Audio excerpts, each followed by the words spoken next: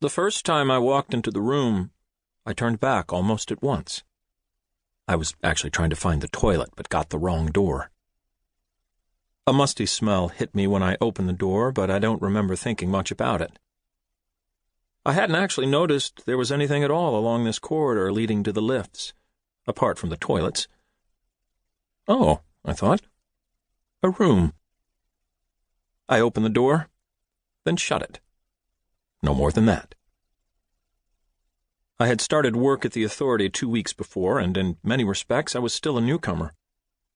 Even so, I tried to ask as few questions as I could. I wanted to become a person to be reckoned with as quickly as possible. I had gotten used to being one of the leaders in my last job. Not a boss or even a team manager, but someone who could sometimes show other people what to do. Not always liked, not a sycophant or a yes-man, but well-regarded and treated with a certain respect, possibly even admiration. Ever so slightly ingratiating, perhaps? I was determined to build up the same position at my new place of work as soon as I could. It wasn't really my decision to move on. I was fairly happy at my last job and felt comfortable with the routines.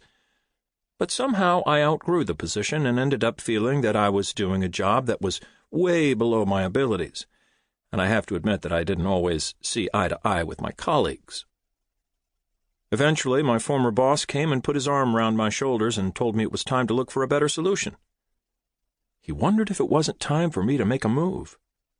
Move on, as he put it, gesturing upward with his hand to indicate my career trajectory. Together we went through various alternatives. After a period of consideration and reflection, I decided, in consultation with my former boss, upon the big new authority, and after a certain amount of discussion with them, it turned out that a transfer could be arranged without any great difficulty.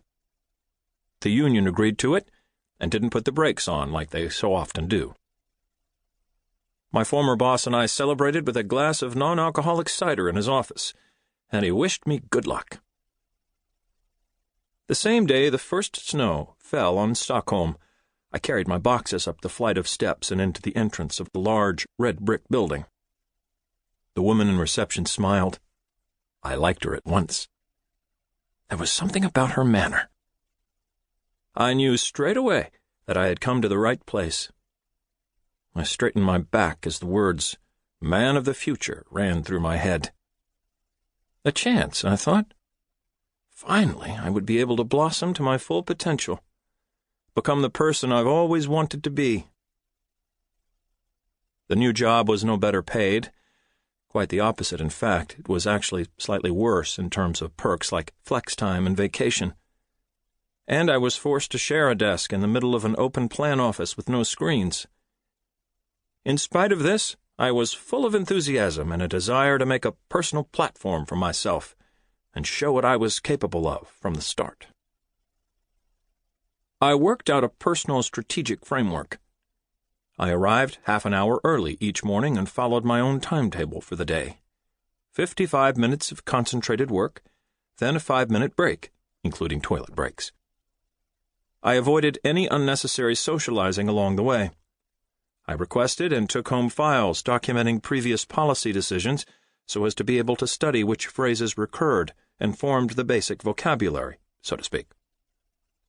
I spent evenings and weekends studying various structures and investigating the informal communication networks that existed within the department. All this so that I could quickly and efficiently catch up and create a small but decisive advantage over my colleagues, who were already familiar with our workplace and the pervading conditions. I shared my desk with Håkan, who had sideburns and dark rings under his eyes. Håkan helped me with various practical details, showed me around, gave me pamphlets, and emailed over documents containing all manner of information. It was presumably a welcome break from work, a chance to escape his duties, because he was always coming up with new things that he thought I ought to know about.